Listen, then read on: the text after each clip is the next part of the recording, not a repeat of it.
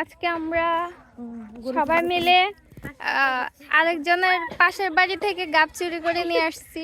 এই যে আমার বান্ধবী গাব চুরি করছে, আর আমার মা গাব চুরি করছে, লজ্জায় মুখ দেখাইতেছে না।